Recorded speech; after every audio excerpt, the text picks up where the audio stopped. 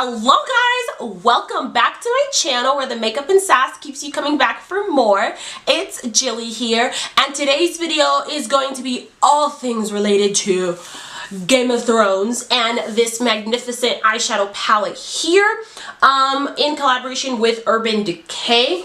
I am going to show you guys how I got this look. I am going to talk about how I've been feeling for the past few episodes and seasons of the show, and how I really just feel about everything coming to an end and all of that good stuff. I feel like I might have rambled on a lot, but I think that if you're a lover of this show like me, you will understand where I'm coming from. So before I do any more rambling, please stay tuned to see what happens in this video. It gets a little intense, but before all of that happens, please don't forget to like, comment, and subscribe to my channel if you haven't already, as well as follow me on both Instagram and Twitter, because I do talk about Game of Thrones a lot on Twitter. So yeah, let's just jump right into this video.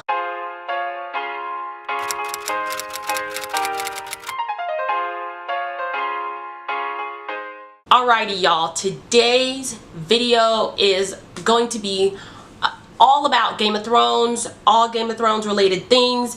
This is going to be the final warning. If you have not watched the show, if you have not watched the last episode, if you have not watched the last season, please stop watching. As much as I want you to continue watching this amazing video that I have planned, please stop watching, because I will not be responsible for spoiling anything for y'all. So again, I say please exit now if you are not caught up. Okay? Okay, I said it.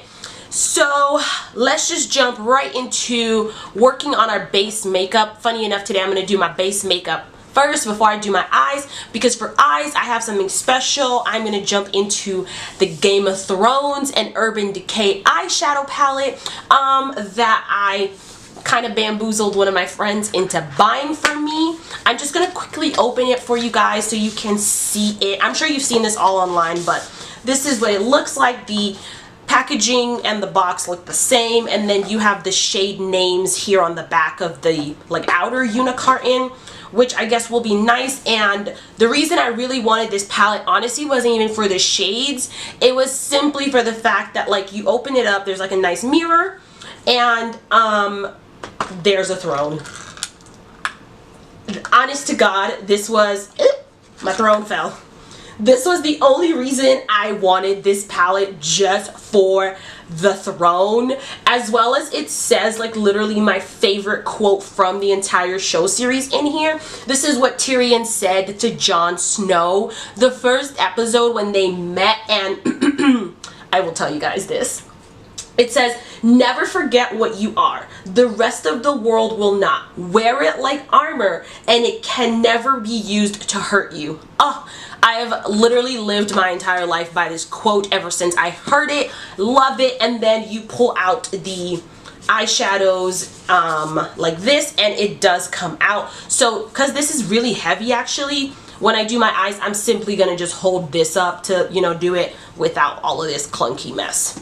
But yeah, let's jump into our base makeup first.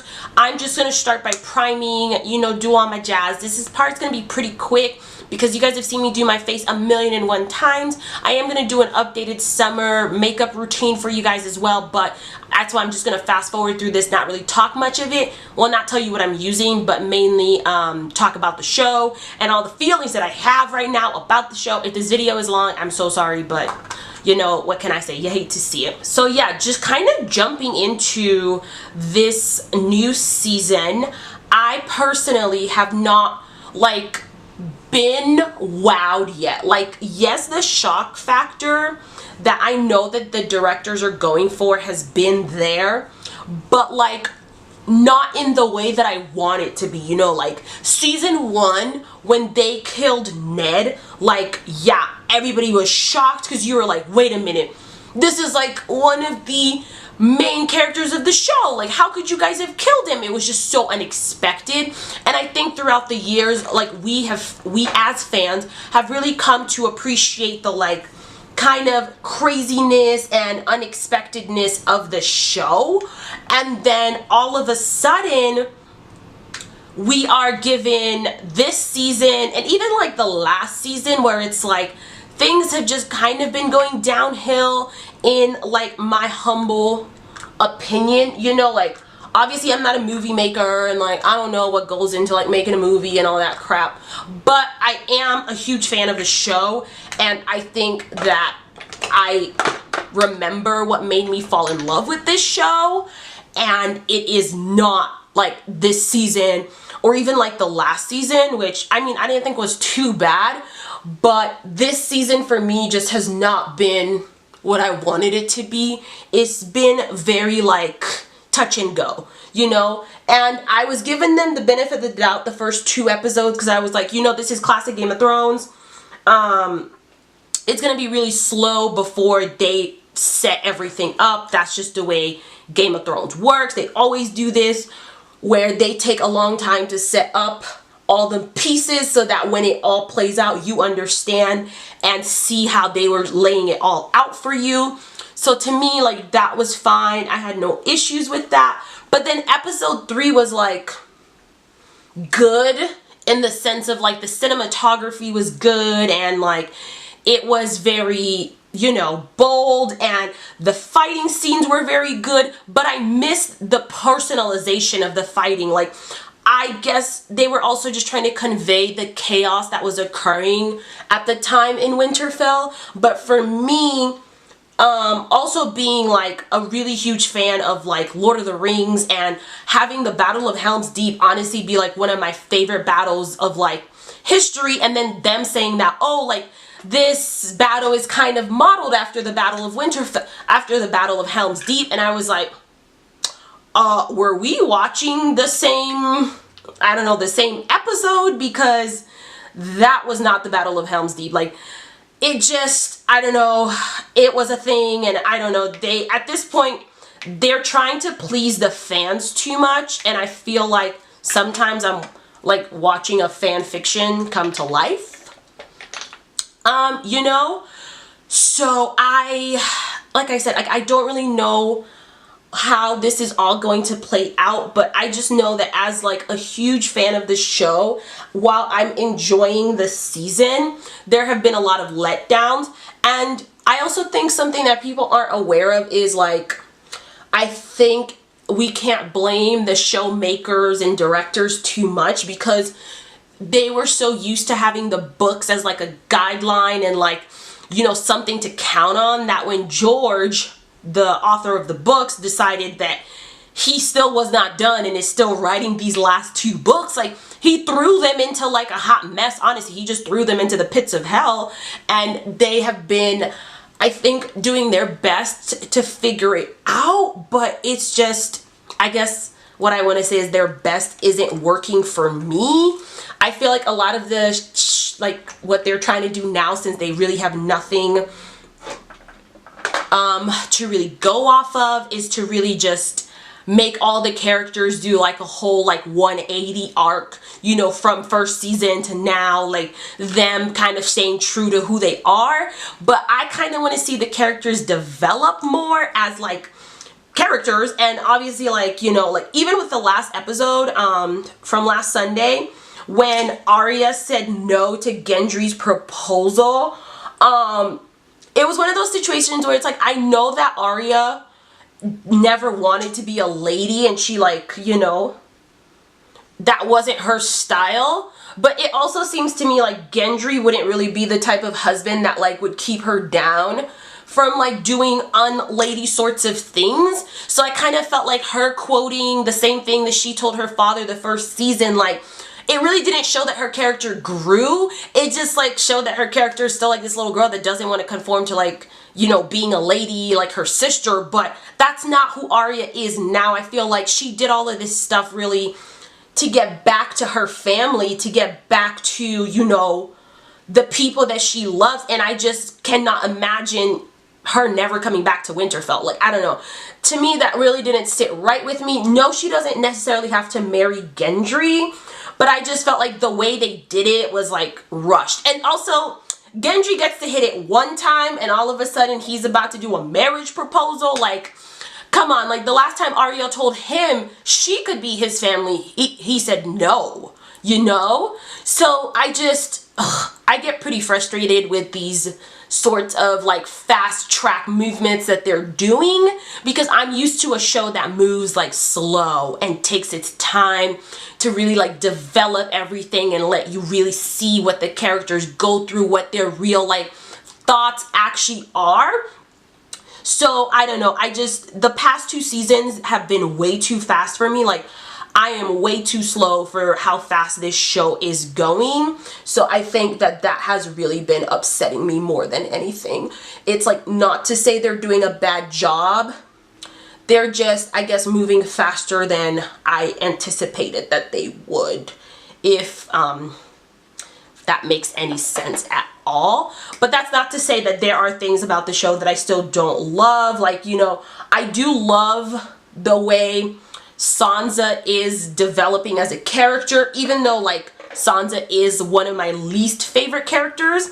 I do appreciate how they are trying to show that she has grown and that her character has evolved more, but they just like are doing it in like this petty way, and I just want Sansa to grow up from that. You know, like, I get this, she's learned from all these people that have been her captors, but can we stop making her be so like petty and like full of crap? I don't know.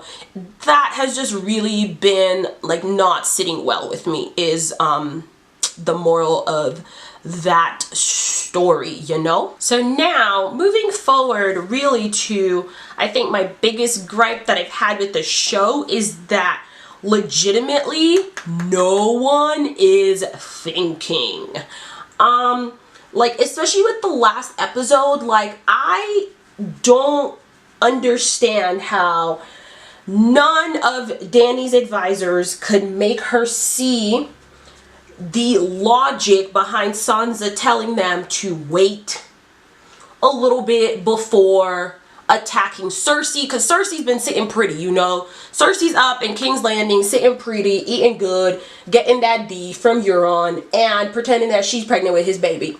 And you guys just fought off like 1 million dead people, and 2 days later, you want to jump the gun and like go riding down to King's Landing, like, I don't know, like you guys are superheroes, you know.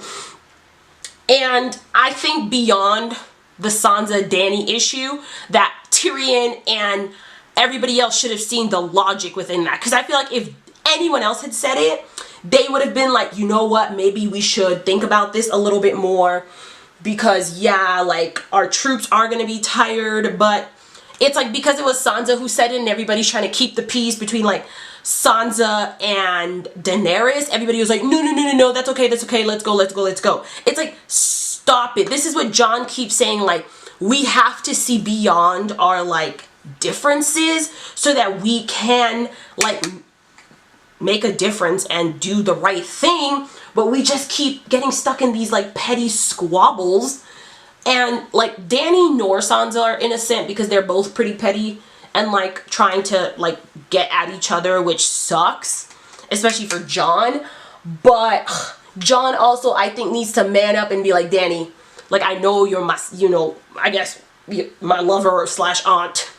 I don't know which way he's gonna go about this, but you gotta listen to reason. She's not trying to say this to like say we're not gonna come help you. She's saying this because it makes sense. Like, everybody keeps losing common sense. And then on that note, while everybody is losing common sense, they all go rushing off to King's Landing and pretend like Cersei does not have a whole army and ship and navy, whatever the hell they call them, like an armada, basically with crazy ass freaking Euron on him.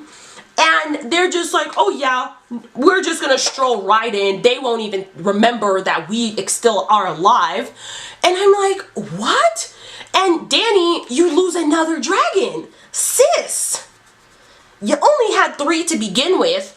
And now you lost the other one. And it actually blows my mind that when Dany lost the first dragon to the Night King, they didn't think, hey, maybe the dragons need armor. No, okay. I really thought that one of the biggest like surprises was gonna be when they were in the like the battle, the last, or whatever, what are they calling that battle? The Battle of Winterfell. When they were at the Battle of Winterfell, I really thought that they were about to come riding out on these dragons covered in some kind of like lightweight dragon glass armor. It was, you know, about to be the shit. It wasn't. It wasn't. They completely disappointed me, and yeah, they still let those dragons roam free with no protection because Dany still thinks her dragons are invisible. And before I continue on with the dragons, I'm now going to move on to the eye portion of this video. This is what the palette looks like. So it's broken up into like 4 locations. You have Hard Home, which is more like icy blue stuff.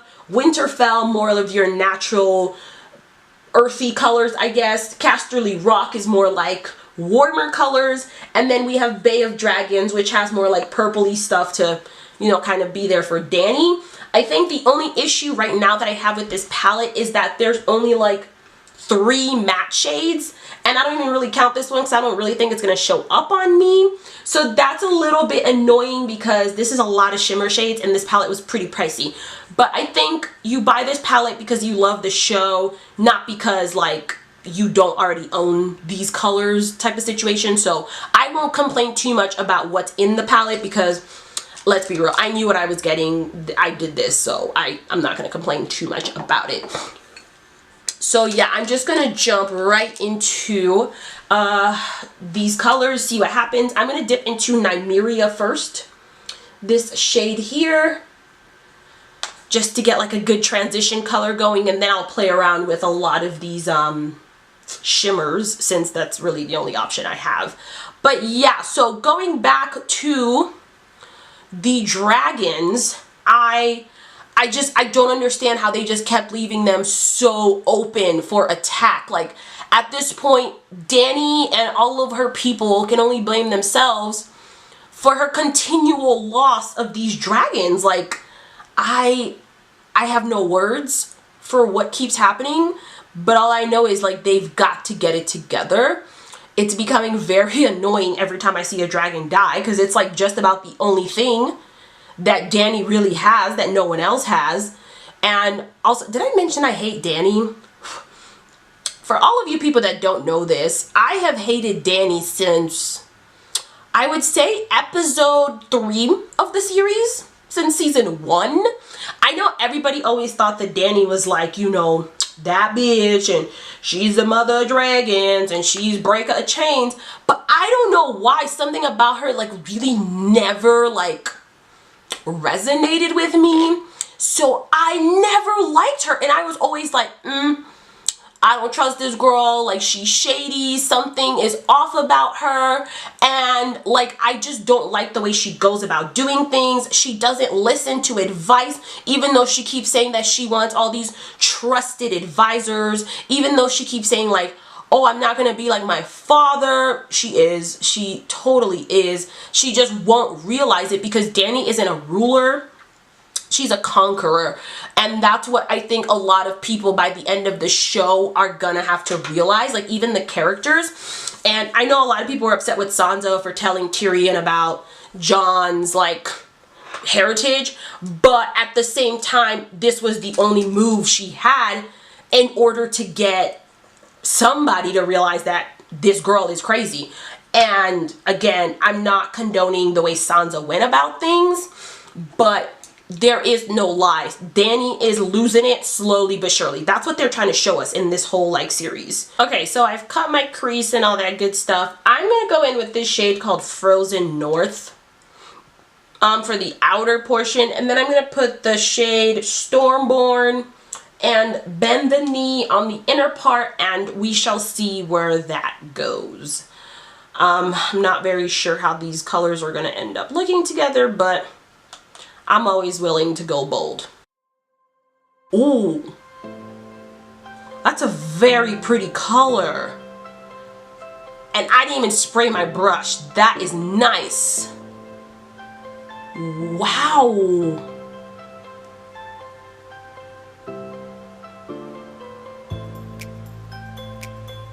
Not gonna lie, I want this to be my whole eyelid now.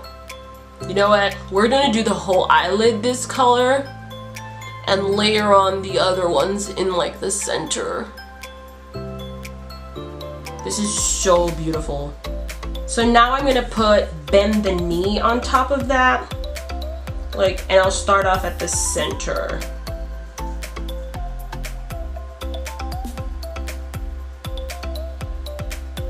Okay, Bend the Knee is not doing what I wanted to, so it's like too close to that color. So let's try Free Folk.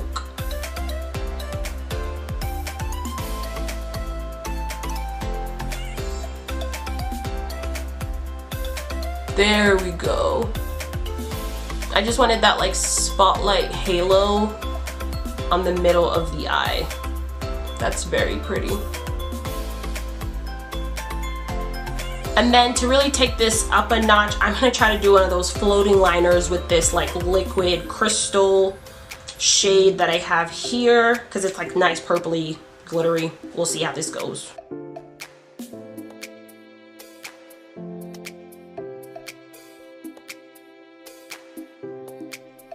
Love that, love that. So I'm gonna do a little bit of black eyeliner. This is my Lollipop liner from Beauty Bakery.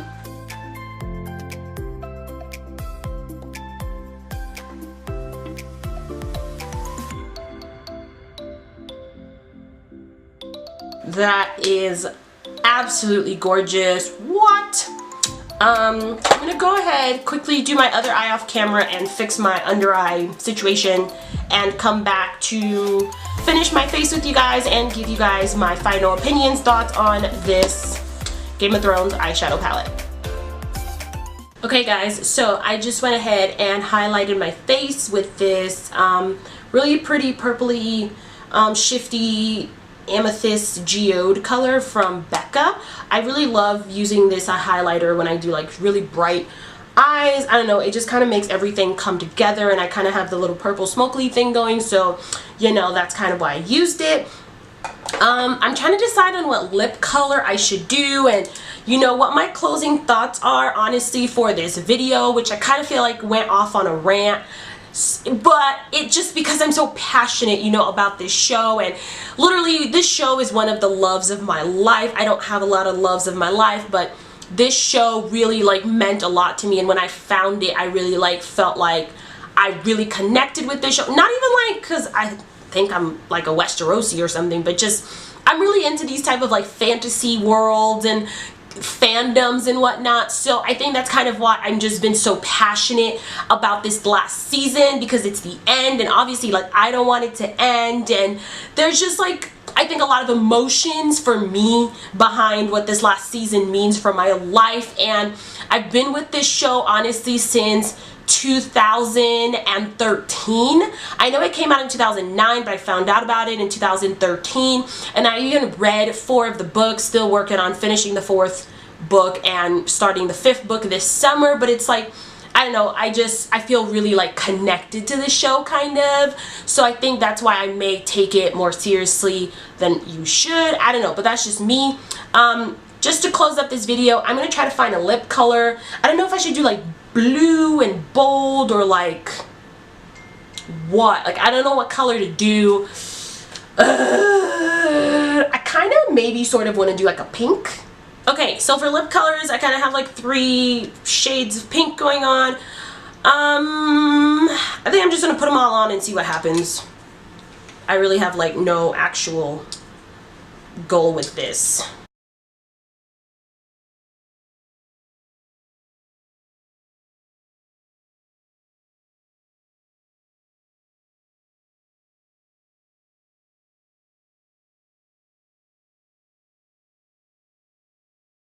Alrighty guys, so this is the final look that I created today using the Game of Thrones themed eyeshadow palette. I had so much fun creating this look. It's bold, it's beautiful. I actually think this is one of my favorite looks that I've filmed so far. I think I'm starting to realize I really like blue on my eyes. I don't know why, because last summer I think I filmed like a blue glitter video and I really enjoyed that too. So yeah, this is the end of the video. Sorry if I rambled on a bit too much. It's just, you know, this is something I'm really passionate about and it's coming to an end, and I've been trying to actually film this video for a while. I just didn't really know what to do because I didn't just want to do a basic review. I'm sure there's a million reviews out there. If you really want to know what the eyeshadow palette is like, you know, you'll find it. I personally did really enjoy it. The only complaint that I said I have, like I said earlier, is that there's only 3 matte shades and the rest are all shimmers. So I guess this could be a really good companion palette for any other like all matte palettes you may have, as well as I think it's annoying that when this comes out, you still have the shadows just like in the open. So I kind of wish you could put this in like a little case to go with it, because I don't want to carry this, because this like, it's a book, you know? But other than that, I really enjoyed it. It's Urban Decay. Their eyeshadow quality is usually very, very good, and they did not disappoint. I mean, this look is, come on guys, it's freaking amazing. So yeah, that's it for today. I hope you guys enjoyed this video. Please don't forget to like, comment, and subscribe to my channel if you haven't already, and I'll see you guys in my next video. Thank you so much for watching.